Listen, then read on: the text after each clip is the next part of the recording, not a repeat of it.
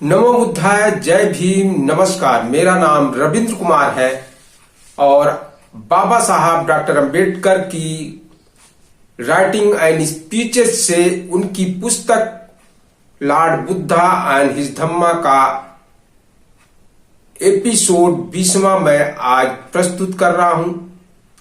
और अब तक देखा आपने कि पिछले एपिसोड में कि भगवान बुद्ध अपने शाक्य राज में जाते हैं और वहां पर अपने माता पिता से भी मिलते हैं और अपनी पत्नी और पुत्र से भी मुलाकात करते हैं। उनके पिता शुद्धोधन चाहते हैं कि वह फिर से आकर के गौतम बुद्ध राज संभाले, राजपाट संभाले, लेकिन वह नहीं मानते हैं भगवान बुद्ध। और वह कहते हैं कि यह दुनिया जो है अनित्य है, यह सब अनित्य है, मैं इसमें फिर से वापस नहीं आना चाहता। वह पत्नी के पास जाते हैं और पत्नी रोने लगती है और उसके पैर पर गिर पड़ती है। फिर पत्नी अपने बच्चे को बताती कि यह तुम्हारा पिता है, लेकिन बच्चे ने कहा कि अब तक तो मेरे पिता के समान मेरे बाबा ही थे। लेकिन यशोधरा ने अपने बच्चे को दिखाया कि ये तुम्हारे पिता है और बच्चा जाता है और वह भगवान बुद्ध से उत्तराधिकार मांगता राहुल उत्तराधिकार मांगता है। तब भगवान बुद्ध कहते हैं कि मेरे पास सोने चांदी जवाहरात नहीं है, मेरे पास केवल आध्यात्मिक निधि है, अगर तुम चाहो तो उसको मैं दे सकता हूं। इसके बाद राहुल भी उनके भिक्षु संघ में शामिल हो गया। यह सुनकर शुद्धोधन को काफी दुख हुआ। इसके बाद शुद्धोधन ने फिर से प्रयास किया, अपने मंत्री और पुरोहित को भेजकर भगवान बुद्ध के पास। देखिए आगे।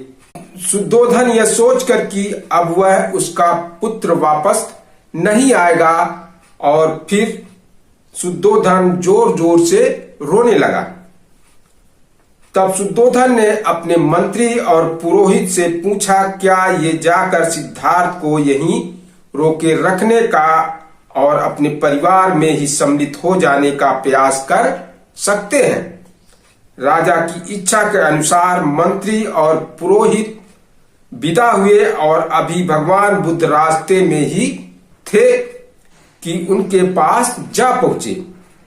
उन्होंने यथोचित अभिवादन किया और उनकी अनुज्ञा पाकर एक ओर बैठ गए।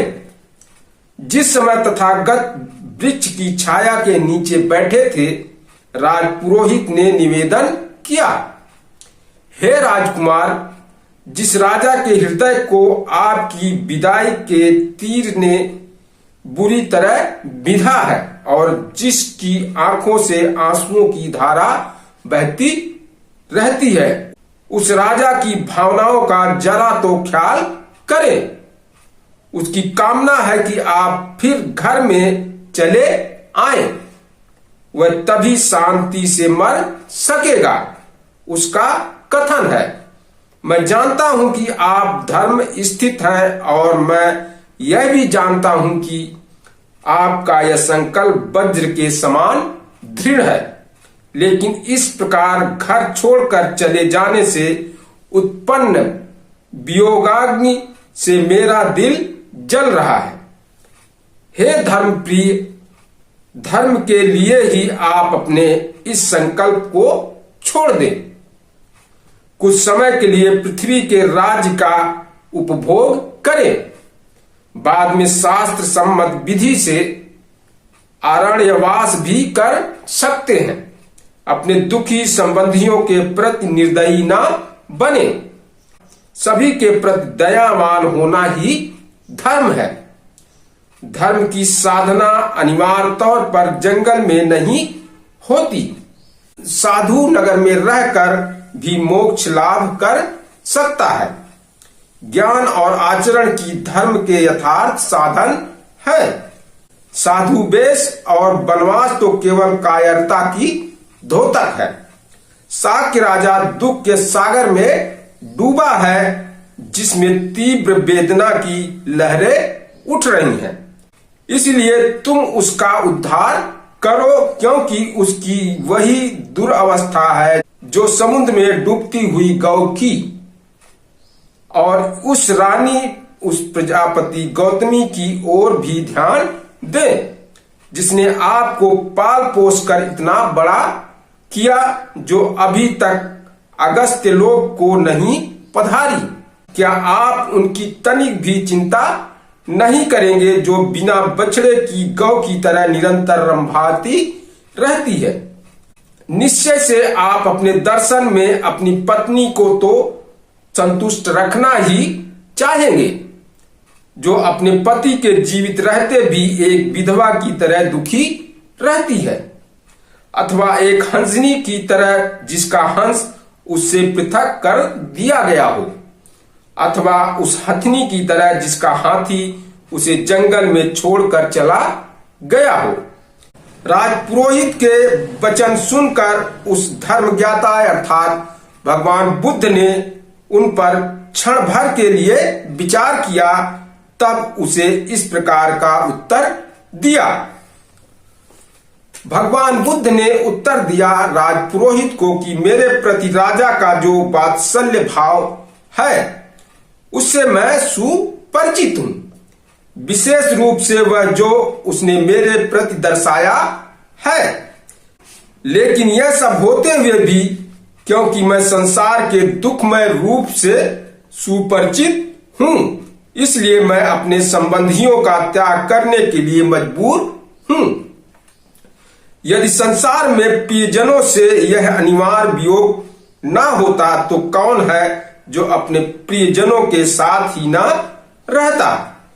लेकिन एक बार होने पर भी यह वियोग फिर दोबारा होकर रहेगा, इसलिए मैं अपने प्रिय पिता को छोड़कर जा रहा हूं। लेकिन मैं इसे ठीक नहीं समझता कि तुम यह सोचो कि मैं ही राजा के दुख का कारण हूं, क्योंकि वह अपने इस स्वप्नवत समागम में भावी वियोग की चिंता करता है। इसलिए इस विषय में तुम्हारा मत निश्चित होना चाहिए।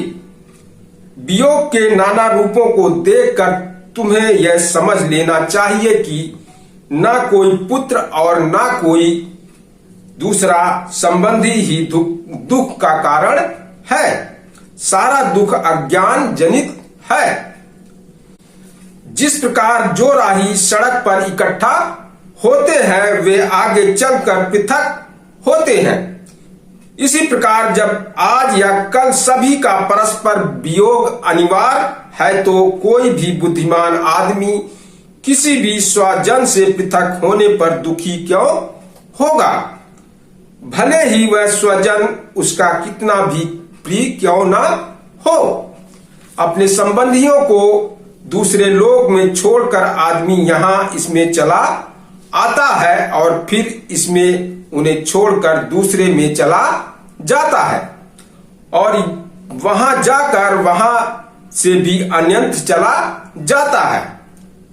यही मानव मात्र का हाल है। एक मुक्त पुरुष इस सब के लिए दुखी क्यों हो?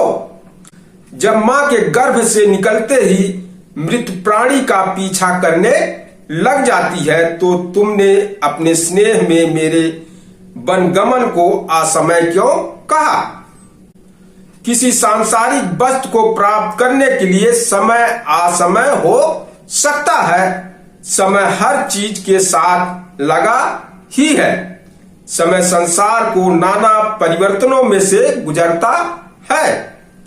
लेकिन जब जीवन अस्थिर है, तो धर्म करने के लिए कोई असमय नहीं है। राजा को तो यह संकल्प ठीक है, एक पिता के योग्य है कि वह मुझे राज्य देना चाहे, लेकिन मेरे लिए यह ऐसा ही होगा जैसे कोई लोभी रोगी प्रतिकूल भोजन ग्रहण कर ले। किसी भी बुद्धिमान के लिए राज्याधिकार कैसे उचित हो सकता है जहां चिंता, राग द्वेष, क्लांति और है दूसरों के प्रति अन्याय। सोने का महल तो मुझे लगता है जैसे उसमें आग लगी है। अच्छे से अच्छे भोजन विष मिले प्रतीत होते हैं और कमलों के फूल से आच्छादित सैया पर लगता है जैसे मगरमच्छ लौट रहे हैं। भगवान बुद्ध के ज्ञान गरिमा के अनुरूप तृष्णा विमुक्त तर्कपूर्ण कथन सुना तो उस पर मंत्री ने उत्तर दिया, आपका यह संकल्प तो सर्वथा योग्य है और किसी भी तरह आपके अयोग्य नहीं है, किंतु केवल समय की दृष्टि से यह इस समय अयोग्य है। यह किसी भी तरह तुम्हारा धर्म नहीं हो सकता कि अपने वृद्ध पिता को दुख में छोड़कर चल दो। निश्चय से तुम्हारी बुद्धि बहुत सूक्ष्म नहीं है, कम से कम धर्म, अर्थ और काम के मामले में तो सूक्ष्म नहीं है। जबकि किसी अविद्यमान दृश्य वस्तु के लिए आप विद्यमान दृश्य का त्याग करने के लिए तैयार है। फिर कोई कहता है कि पुनर्जन्म है, कोई उतने ही विश्वास के साथ कहता है कि नहीं। जब इस विषय में इतना संदेह है तो फिर यही उचित है कि वर्तमान भोगों को भोगा जाए। यदि कोई परलोक होगा तो हम परलोक में भी आनंद मनाएंगे, किंतु यदि कोई परलोक नहीं होगा तो फिर सारा संसार ही निश्चित रूप से अनायास मुक्त है। कुछ ऐसे ही जो पुनर्जन्म को मानते हैं किंतु मोक्ष की कोई संभावना नहीं मानते। उनका कहना है जैसे अग्नि स्वभाव से उष्ण होती है और पानी स्वभाव से तरल होता है, इसी प्रकार यह संसार स्वभाव ही संसरणशील है। कुछ का मत है कि सभी वस्तुएं स्वभावज है, चाहे अच्छी हो चाहे बुरी हो, चाहे सत हो चाहे असत हो। और जब यह सारा संसार ही स्वाभाज्य है, इसलिए भी हमारे यह सब प्रयास व्यर्थ है। जब इंद्रियों की प्रक्रिया निश्चित है और ब्रह्मा पदार्थों की अनुकूलता प्रतिकूलता भी, तो फिर जिसका वृद्धावस्था और कष्ट से अटूट संबंध है उसे कौन कैसे पृथक कर सकता है? क्या यह सब प्राकृतिक ही नहीं है? पानी आग को बुझा देता है और आग पानी को भाप में बनाकर उड़ा देती है। ये सभी तत्व जब इकट्ठे हो जाते हैं तो संसार का निर्माण करते हैं। गर्भ में ही हाथ, पांव, पेट, पीठ और सिर की रचना हो जाती है। बुद्धिमानों का कहना है कि यह सब प्राकृतिक ही है। कांटों के तीखेपन का कौन निर्माण करता है? अथवा पशुओं और पक्षियों के स्वभाव की ही कौन रचना करता है? यह सब प्राकृतिक है। कोई भी कार्य ऐसा नहीं जिसमें चेतना कारण हो, और फिर चेतना का अस्तित्व ही कैसे हो सकता है? कुछ का कहना है कि यह सृष्टि ईश्वर की रचना है। यदि ऐसा है तो फिर किसी चेतन आत्मा के प्रतिनिधिशील होने की आवश्यकता ही क्या? जो सृष्टि को गति प्रदान करेगा वही उस गति को अवरुद्ध भी करेगा। कुछ कहते हैं कि प्राणी का जन्म और मरण दोनों आत्मा पर निर्भर करते हैं, किंतु उनका कहना है कि प्राणी का जन्म तो अनायास होता है किंतु मोक्ष प्रयास सिद्ध है। आदमी संतानोत्पत्ति द्वारा पितृ ऋण से उऋण होता है, शास्त्र अध्ययन द्वारा ऋषि ऋण से और यज्ञों द्वारा देव ऋण से। तो इन तीनों ऋणों से मुक्त है, वही वास्तव में मुक्त है। इसलिए इसलिए बुद्धिमानों का कहना है जो इस क्रम से मोक्ष के लिए प्रयास करते हैं उन्हें ही मोक्ष प्राप्त होता है। जो इस क्रम से प्रयास नहीं करते उन्हें व्यर्थ का आयास ही होता है। इसलिए हे सौम्य, यदि मोक्ष की ही चाह है तो शास्त्र क्रम से उसकी ओर अग्रसर हो। इस प्रकार आपको भी मोक्ष प्राप्त हो जाएगा और राजा भी दुख से मोक्ष पा जाएगा। और जहां तक आपको वन से दोबारा घर वापस आने के बारे में आशंका है तो इसका विचार करने की आवश्यकता नहीं। पूर्व समय में ही लोग वन जाकर वापस घर लौटे ही हैं। अम्बरीश लौटा है, ध्रुमकेश लौटा है और राम लौटे हैं और भी लौटे हैं। तब भगवान बुद्ध ने मंत्री के प्रिय और वफादारी से भरे वचन सुनकर उस मंत्री को, जो राजा की आंखों के समान था, दृढ़ व्रति बुद्ध ने अपना उत्तर दिया, यथोचित, न उकताने वाला और न जल्दबाजी से युक्त। कुछ है या नहीं इसमें मेरे लिए कोई दूसरा प्रमाण नहीं है। तपस्या साधना द्वारा मैंने स्वयं सत्य को जान लिया है। मैं किसी ऐसे सिद्धांत को सही स्वीकार नहीं कर सकता जो अज्ञानाश्रित और जिसका सिर नीचे और पैर ऊपर की तरफ है। मैं किसी ऐसे सिद्धांत को सही स्वीकार नहीं कर सकता जिसमें सैकड़ों बातों को यूं ही पहले से सही मानकर चलना होता है। कौन बुद्धिमान आदमी केवल किसी दूसरे पर आश्रित होकर किसी बात में विश्वास करेगा? मानव जात तो अंधेरे में एक अंधे के पीछे चलने वाली चक्षुहीन यानी नेत्रहीन जाति बनी हुई है। लेकिन यदि कोई सत्य और झूठ में विवेक ना कर सके, यदि कोई भलाई और बुराई के विषय में संदिग्ध हो, तो उसे भी अपना चित्त भलाई में लगाए रहना चाहिए। सद्वृत्त वाले के लिए थोड़ा व्यर्थ का परिश्रम भी कल्याणकारी ही होता है। लेकिन यह देखकर इस पवित्र परंपरा का भी ठिकाना नहीं, यह समझ लो कि ठीक वही होता है जो विश्वसनीय लोगों का वचन हो। और विश्वसनीयता का मतलब है निर्दोषता। जो सर्वथा निर्दोष है वह सत्य का अपलाप कर ही नहीं सकता। और जो कुछ तुम मुझे घर लौट चलने के बारे में कह रहे हो और अपने पक्ष के समर्थन में कुछ लोगों के उदाहरण दे रहे हो, तो ऐसे लोगों की क्या प्रामाणिकता जिन्होंने अपने व्रत को ही तोड़ दिया।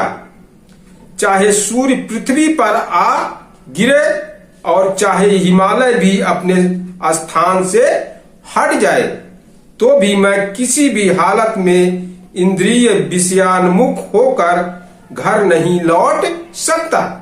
मैं जलती हुई आग में प्रविष्ट हो जाऊंगा, किंतु बिना अपने उद्देश्य को पूरा किए घर नहीं लौट सकता। इतना कहा और अपने दृढ़ निश्चय के कारण तथागत सर्वथा उपेक्षावान होकर उठकर चल दिए। तब आंखों में आंसू लिए मंत्री और पुरोहित निराश होकर कपिलवस्तु लौट आए। उन्होंने सिद्धार्थ का अडिग निश्चय सुना दिया। राजपुत्र के प्रति हृदय में प्रेम होने के कारण और राजा के प्रति हृदय में भक्ति होने के कारण वे लौट आए, किंतु बार बार पीछे मुड़कर देखते थे। वे न उन्हें देखते ही रह सकते थे, न उन्हें आंखों से ओझल होने दे सकते थे, जो कि सूर्य की भांति अपने तेज से तेजस्वी थे। राजपुत्र को वापिस लौटा लाने में असमर्थ सिद्ध हो मंत्री और पुरोहित लड़खड़ाते कदमों से वापिस लौटे। वे आपस में कह रहे थे, हम उस राजा को चलकर अब क्या मुंह दिखाएंगे जो अपने पुत्र का मुंह देखने के लिए ही तड़प रहा है।